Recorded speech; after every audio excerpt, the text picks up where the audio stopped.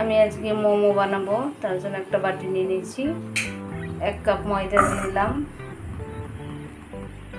একটু লবণ নিয়ে নিলাম, অল্প একটু খাওয়ার সোডা, 4 চামচের 1 চামচ সাদা তেল। হাত দিয়ে ভালো করে মাখিয়ে নিব।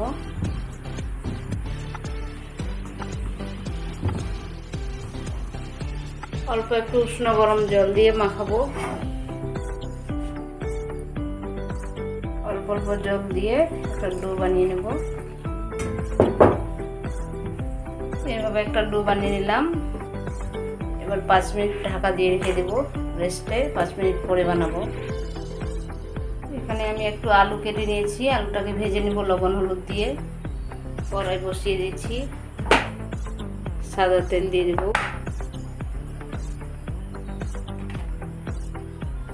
লবণ হলুদ দিয়ে দেবো, আলুগুলো বিসমিল্লাহ। আলুটাকে ভালো করে ভেজে নেব। আলুটা আমার ভাজা হয়ে গেছে, দিয়ে দেবো একটু কাঁচা লঙ্কা, 1 চামচ চাট মশলা,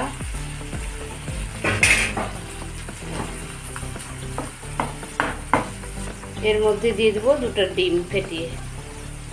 2টা ডিম নিয়ে নিলাম, একটু লবণ দিব, ডিমটাকে দিয়ে দিলাম। এর ভালো করে উল্টে পাল্টে ভেজে দেব। হয়ে গেছে, নামিয়ে নেব।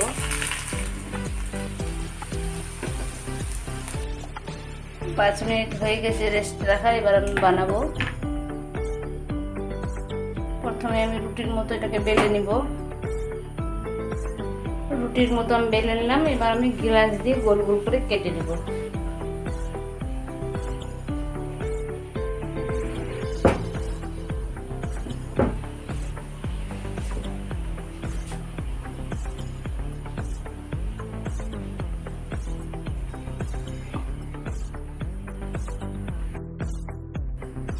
পুরগুলোকে এর মধ্যে একটু দিয়ে দেবো, অল্প অল্প করে সবগুলোতে এইভাবে দিয়ে দেবো।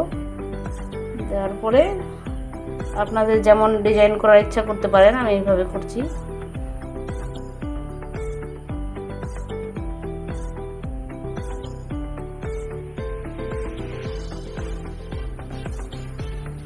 এইভাবে করলাম, আরো অন্যগুলো অন্যভাবে করব। আবার মোটা পাটি সাপটার মতো এইভাবে করে দেব।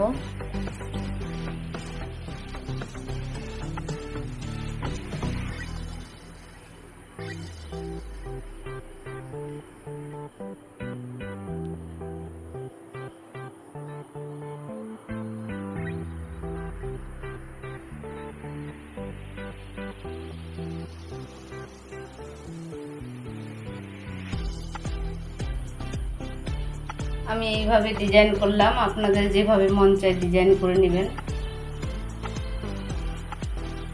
হাঁড়িতে একটু জল বসিয়ে দিয়েছি গরম করতে।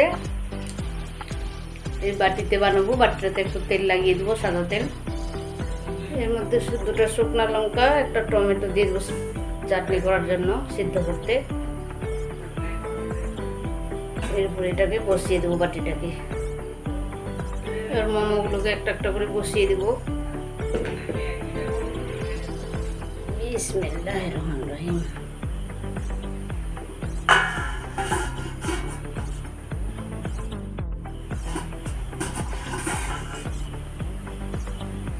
হয়ে গেছে, উঠিয়ে নিব। সবগুলো এইভাবে দিয়ে দেব।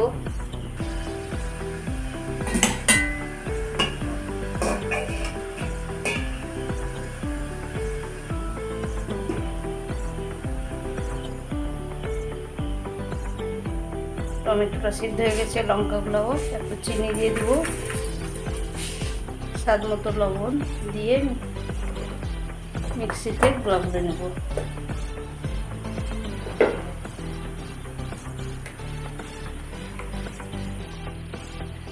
কত সুন্দর হয়েছে আমার, দেখেন ডিম মোমো। এইভাবে আপনারা বানাবেন, ইনশাআল্লাহ খেতে আপনাদের খুবই ভালো লাগবে।